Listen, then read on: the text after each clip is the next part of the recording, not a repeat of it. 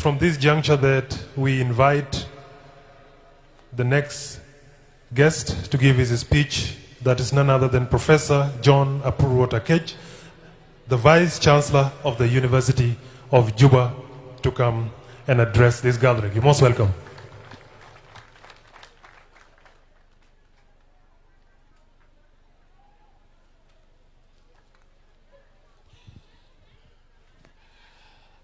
Thank you very much, moderator.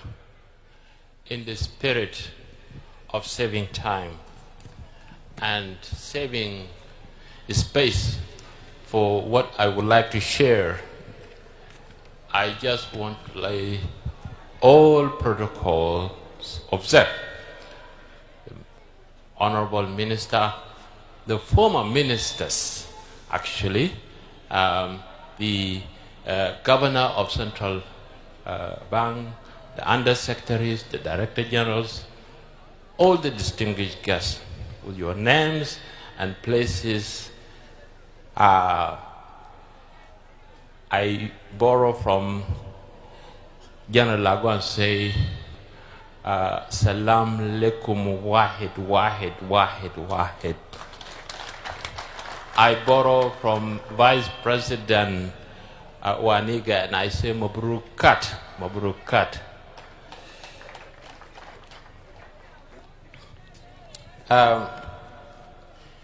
First of all, I want to say congratulations to Dr. Bak Barnaba for the trust of the President. So congratulations, very special to you. I'm here wearing two hats. First, as a member of family of the new minister. We come from same community. Sometimes they call me a community leader here in Juba, which doesn't mean a lot, and it's just not paid, but it's symbolic. So I am a family member of the new minister.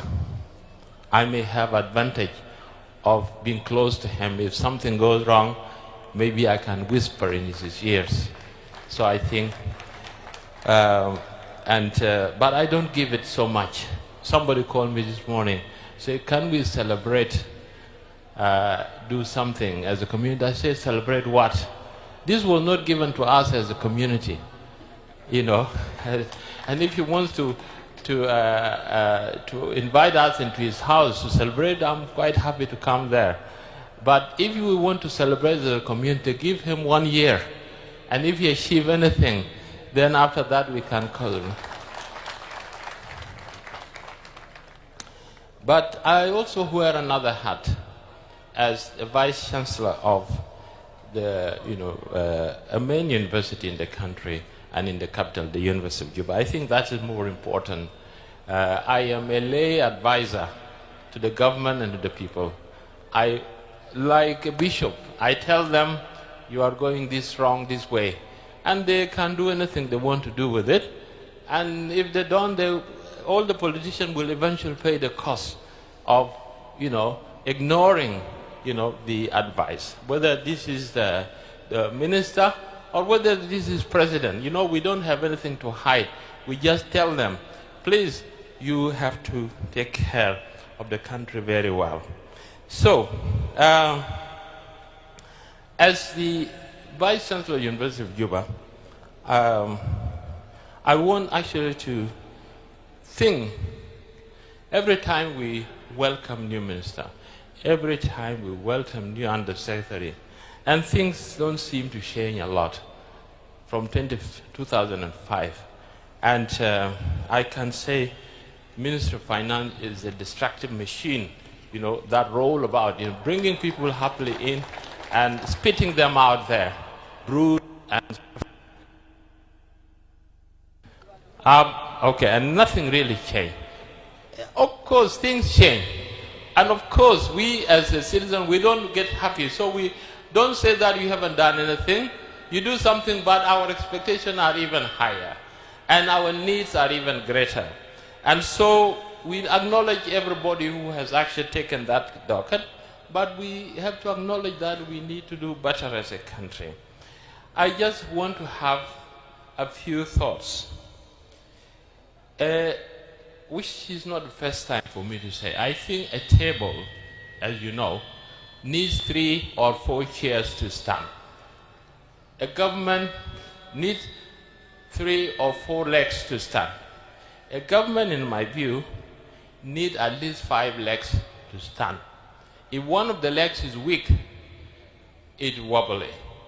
For the table, just try to remove one leg, it will be wobbly.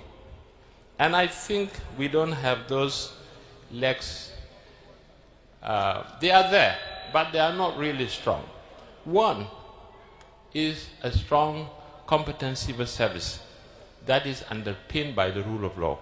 It means civil servants need to be well educated, very competent, and they are well paid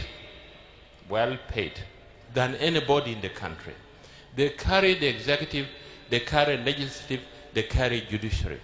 Without well-paid, a strong civil service, we will not. The way they are recruited and what are their qualifications is important. If we think that this is a place where we put our relatives and then give them 13,000 pounds, $10, and we expect them that are going to negotiate $200 million US contract for us, then we are kidding. So at the moment, we are not. Is the first leg, is the alpha, is the omega. In every country, Britain, Japan, China, they stand on strong civil service. My brother, this is what you need to do. You know, you need to prepare. When we sat here, you actually put up the tents so that we have a good shadow. Civil service is the strong tent that we are sitting in. You go and pay these business people and so on, then you'll be out in no time. They are the ones that do the plans. The plans are sent to the parliament, and they talk about 400%. That doesn't make any sense. It's because the civil servants didn't do their job well. Because they are not motivated. And perhaps a good number of them are not competent. They are there by mistake, warming chairs.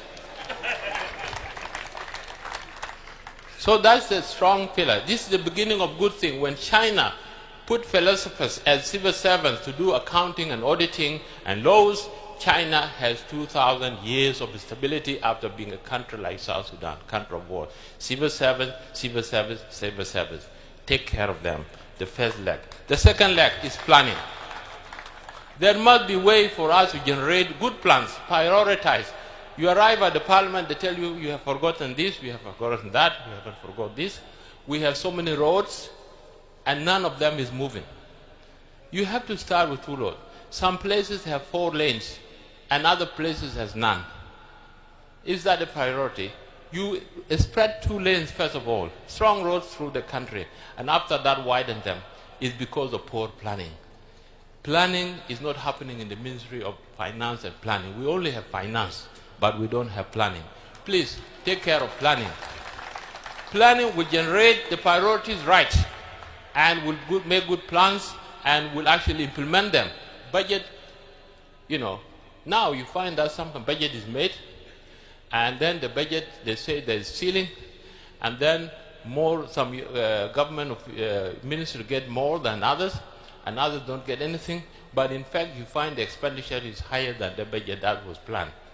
So if you plan and you spend more than you plan, the excess should be a reserve for the next year. No budget planning, of course, weak civil servants, incompetent civil service, that is the result. So planning is actually the number 1 that makes good planning. So take care of number 1, they will take care of number 2 pillar. The third one is coordination, and that is actually beyond you. But you need to coordinate as a ministry to make sure that when you send money and the projects to the ministries, that you are supervising them. You are supervising National Revenue Authority, you are supervising Nile Petroleum, you are supervising the urban and water planning, you are surviving the electricity. Now, get away with money. What is it that we are getting? We have 48% of that. Are we collecting so much money going out, and the Ministry of Finance doesn't care, you know, or at least, okay, they care, but I don't know how much. We don't see the result. So planning I mean coordination here. But also coordination beyond that means the president or the cabinet affairs or the prime minister need to make sure that all the ministries are working to the same plans. Yeah, Jama, this is our country, which we developed. We have not planned. Imagine you are going to war. You don't sit down. You don't organize yourself. This has been our situation since 2005. People who want to fight war of poverty, fight war of disease, fight war of electricity, but we are not organized. We need to organize our work. Who is supposed, these ministers, to whom are they accountable? To the extent now, the ministers can actually disobey what the president said. The commander-in-chief has no say. They pay anybody they want, they leave anybody they don't want. And I think this is the practice, especially the Minister of Finance. They can ignore even the president. So to whom are they accountable? Let us change that. And so if the president doesn't want to manage, let us have a prime minister when we have the election. A prime minister who will appoint the ministers and take them to president to appoint. This is leg number 3, coordination. Our government is not coordinated.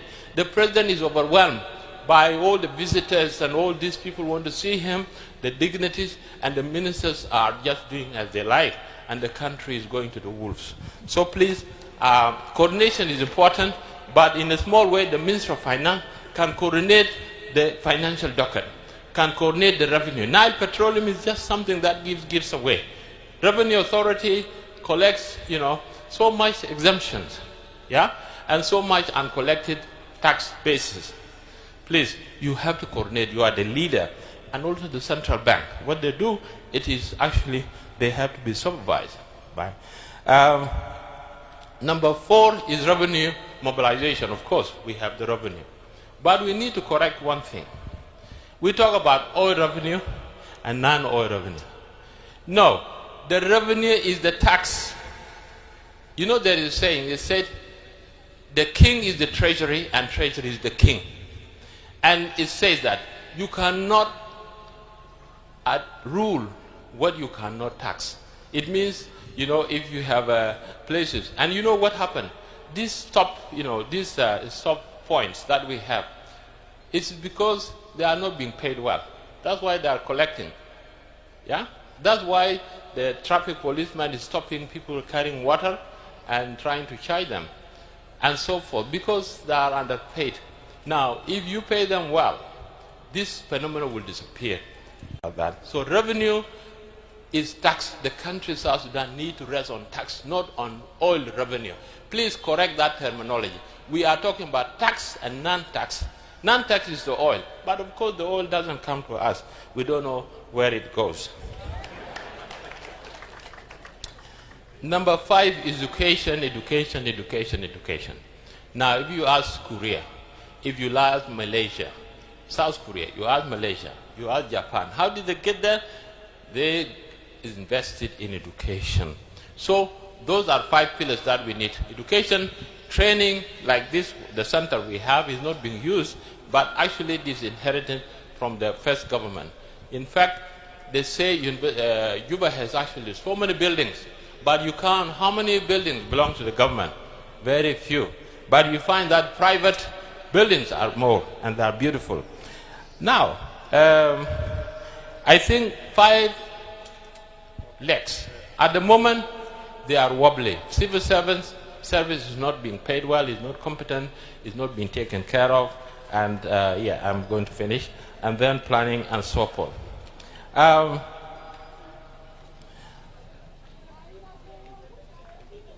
Yes. So, finally, I want to say that this ministry is not something, it's not a one-man show. And I want to say that University of Juba is ready to put all its, expertise and support, like what we call technical backstopping, to the ministry. We work together as colleagues. We can tell them, here it is, this is what you do, these are the scenarios. It's up to you. It's not our responsibility to pick and choose. The minister, of course, should have ability to filter out the good advice from the bad one. And nobody is responsible for that. Like when you go and choose your own wife, okay, it's for good or for bad. It is belong to you. All the advice will come to you, from all the windows. We will try to advise if you open the doors for us. I think I appreciate what the First Undersecretary is saying. I also have the word yesterday. There's the economic conference coming. We will be actually be able to help in terms of organizing it. Also, some of our professors will present papers and do the facilitations like other institutions like Ebony, like Sud Institute. University of Juba also can actually provide backup. So what I want to say, find the Honorable Minister, you know, like the Central Bank has a board. You need to have a board in the Ministry of Finance, advisory board. And the advisory board, like University of Juba has a Dean's board. You know, if I have an idea, I take it to Dean's board. Somebody is going to say, what about this, what about that, what about that? They actually advise the Vice Chancellor. And it works very fine. Now, the idea that only the minister can just sign checks and so on, or adopt that policy, you need a support. You need to work with the president so that you appoint economic advisory board within the ministry, which you can yourself chair. And then you bring people in, even the former colleagues, you know, the South Sudan is good in destroying skills. You know, like the Honorable Minister now, you can engage them, you know. People can hold different docket in advisory board, and he can actually humble himself also, you know, give you what you don't know. You involve academia and members, and also chambers of commerce, people of, you know, patriotism, not people who want to eat. So I want to end here. I wish you good luck. I want to say congratulations again. I hope you'll do better. Elections is coming, and actually the ruling parties need to have something that they have to do. You need to solve the problem of the hospital. You know, the doctors are actually working as volunteers. I was there the other day. They get 60,000, 3,000 from the Ministry of Finance, and then 30,000 from the Ministry of Finance, from Ministry of Health, and then 30,000 from collection, 60,000. Please, how can you pay a medical doctor house offer 60,000 and you expect them to work? They are just working as volunteers in hospital. Let's fix hospital service. I have few ideas about that. We can discuss how we can revive the health service. You know, this idea of people being wheeled off, you know, and taken out and evacuated to India, it need to stop. We need to rehouse, actually, to nationalize the health service. And it will start with the Ministry of Finance. It is like a roundabout. When the roundabout get close, everything else stops. So, my friend, you have a very heavy responsibility. God be with you. Thank you. Thank you very much. Professor John Akec, the Vice Chancellor of the University of Juba. Let's give him a round of applause.